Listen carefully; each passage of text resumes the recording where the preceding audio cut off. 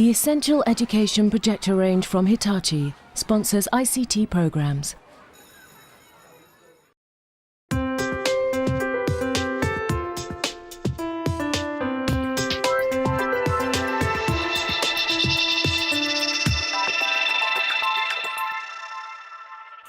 Are you looking for early years ICT resources? Well, today on a Resource Review ICT Special, we'll be evaluating 3 that you might want to consider for your classroom. They are a CD-ROM of magical school exercises, a downloadable storytelling package, and a remote control car. Recommending the resources today, we have Graham Downs, Senior Lecturer in ICT for Early Years and Primary Education at Bath Spa University.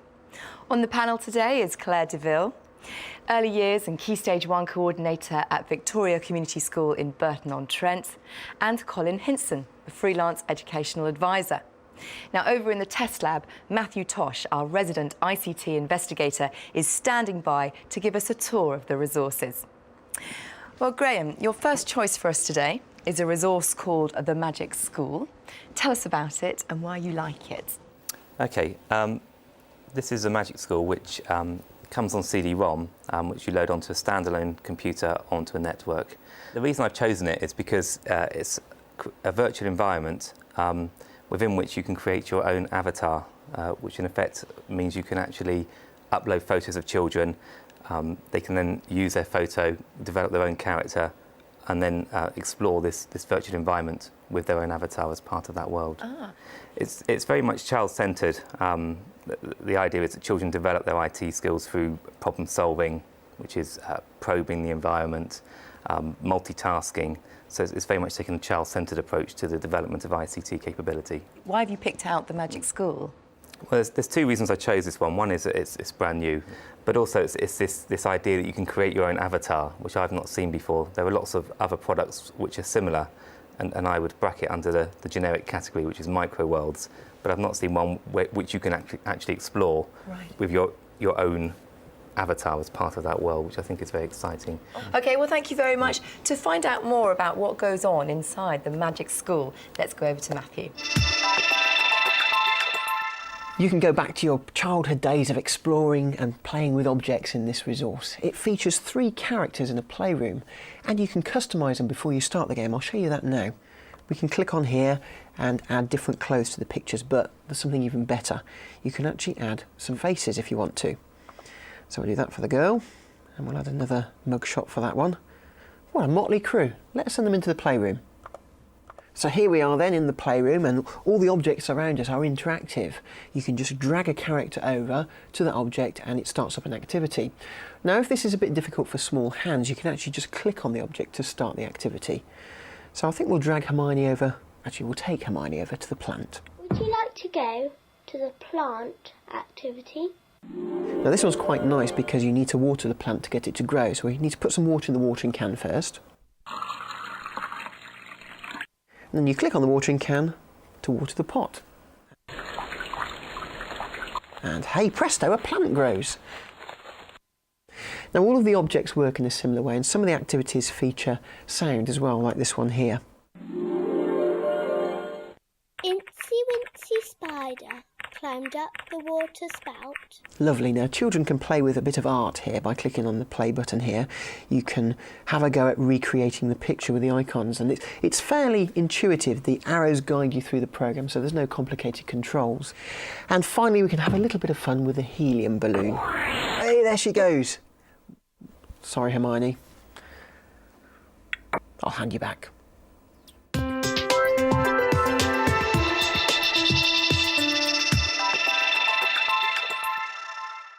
Well, Graham, I could see that a pupil could have lots of fun in that one room, but there is only one room. I mean, there is a sort of tantalising door, but it doesn't go anywhere at the moment. Is that a bit of a limitation? I'd have to agree with that at the moment. I mean, as I said at the beginning, it's a brand new product that's on the market. The strategy is to actually add rooms regularly over a period of time, so actually it will expand and grow. OK, well, let's go over now to Claire. How did you, as a teacher, and how did your pupils respond to the Magic School? Well, my pupils really enjoyed playing with the Magic School. It was really easy for them to use by themselves. In fact, we didn't use it as a whole class, we just used it with pairs or individual children, exploring the rooms and going in and out and trying out each of the activities. I did find the programme did have some limitations, however. Some of the activities were oversimplistic and didn't really meet the needs of the children when talking about particular learning objectives. Graham, what would you say to that? The children I've used it with were incredibly engrossed in it. I mean, one thing I would say is, hopefully as it expands, you know, the idea of the beauty of multiple objectives, as it were, where children can have control, is that they can find the level that's right for them. I found it really useful with my special educational needs children and for my very young children, because they were able to access this as opposed to the more high-level skills through a different activity.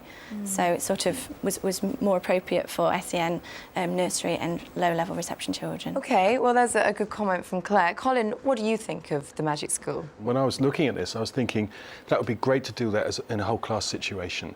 And it occurred to me when I was looking at this particular product that it is not designed for whole class teaching, which is a shame, and I think they've missed a trick there, because collaborative ICT is extremely important as well, and it would have been nice to have had some material on here that could be used by the teacher with all of his or her pupils sitting in front of them with an interactive whiteboard, actually doing some whole class work as well. So it would have been nice to have some of that too.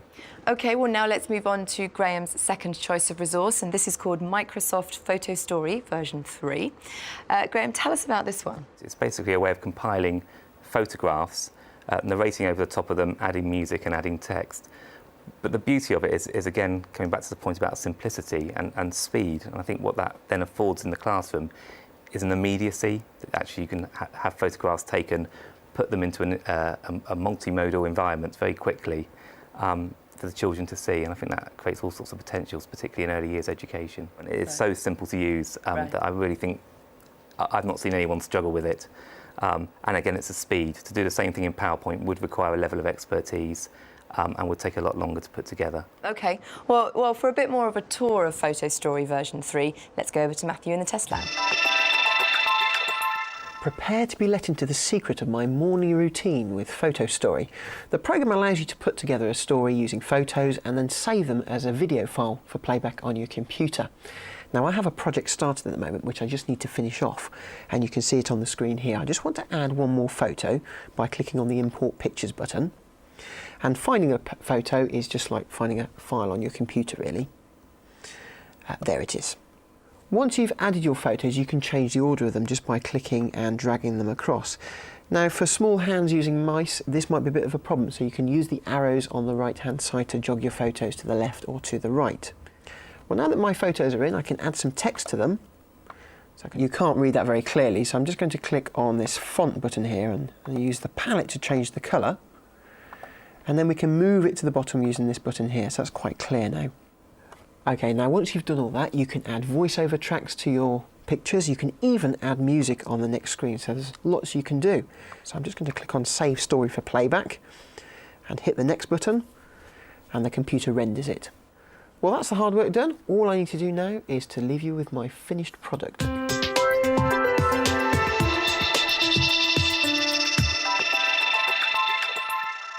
Well, Graham, I can see how Photo Story would be a useful resource for the teacher, but how is the ICT element really going to be evident to the pupils? What are they going to get out of using it? Well, there's two elements to that question, in effect. One is that children within the early years curriculum need to see uses of ICT in the wider world, so it gives them that aspect in terms of seeing a use. Right. But also the second question is actually outside the remit, if you like, of ICT, which is that actually ICT affords different learning or types of learning in the classroom, so it's actually changing the classroom environment itself. Well, Claire, you've used Photo Story with your class. How did it go down? Well, we absolutely loved it in my class.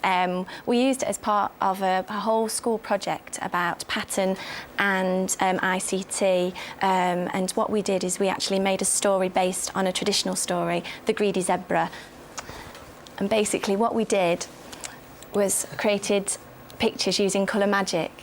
and the children put them into the photo story with my support, and then sequenced the pictures that were appropriate and made their own photo story. It's so straightforward to use. You just import the pictures and put in the text on top of it, and the children all had a part in that. OK, well, Colin, what do you think of it as a teaching resource? Well, I thought it was great, going back to what I was saying with the first resource, that this is a fantastic as a whole class resource, and you used it really well, I think, with the whole class. The other thing it does, of course, is that because the technology is in your hands or the teacher's hands rather than the pupils, it actually releases the pupils from worrying about the technology and allows them to move forward with that sort of creativity, so that they can concentrate on that and see the end product of their creativity almost instantly as the teacher, as he or she creates it using this product. I think it's great. OK, well, now let's move on to Graham's third choice of resource, and something very different, a remote control car. So tell us about it, but what I really want to know is how this is an ICT resource. Right, I think that's the critical question, in effect, that actually, again, coming back to children's understanding of the world, that IT or technology isn't just a computer, it's not a black box, it's all around us. I particularly like this one because the remote control part is built into the roof of the car, so it's nice and easy and doesn't get lost, which is something I've always found in the past. You turn it on underneath. OK. And I'm only going to try and drive it backwards and forwards on here. But one of the other things I like about this particular model is that when you turn left or right, the model will actually go forwards and turn at the same time. Most remote control cars, you actually have to press 2 buttons. OK. So here we go. Oh, God, I'm ready to catch it. Look at that. Perfect OK, control. so how would you advocate pupils using it? There's definitely a case for letting children just have a go. Again, it's probing, asking them to sort of see if they can work out the controls themselves. Beyond that, again, certain targets or environments can be created within which it can be used. You could have a map on the floor, see if they could follow, get the car to move around the map. You can invent scenarios where you link it to stories. I mean, we've had an example of a ICT linking to a text. I mean, a couple of examples where I've used it is taking the bear hunt story and having the car dressed up as a family and it moves around the different parts of the bear hunt. Or another one would be with the Incy Wincy spider and seeing whether they can get it forwards and backwards up and down the drain pipe. Right, OK. So it can be used in those. So there's lots of possibilities. Yeah.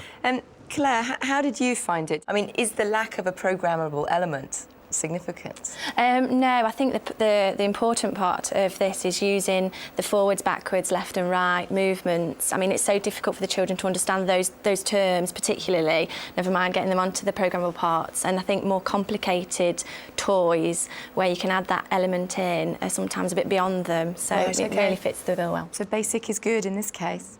Colin, a final comment from you? Lovely in terms of learning about distance and spatial awareness and so on. Absolutely fantastic. The only thing I will say is keep it locked up, because at the end of the day the teachers will want to do it themselves. Well, thank you all very much. I'm afraid that's all we've got time for today. But to recap, the 3 resources that we looked at were Magic School from Electronic Blackboard Limited, Photo Story version 3 from the Microsoft Corporation, and a remote control car, available from TTS Group Limited. For more information about the resources we've discussed, go to our website. It's teachers.tv/resource review, or email us resourcereview@teachers.tv. I'd like to say a very big thank you to our panel, to Graham and to Claire and to Colin. Thank you for joining us. We'll see you next time on Resource Review. Bye-bye.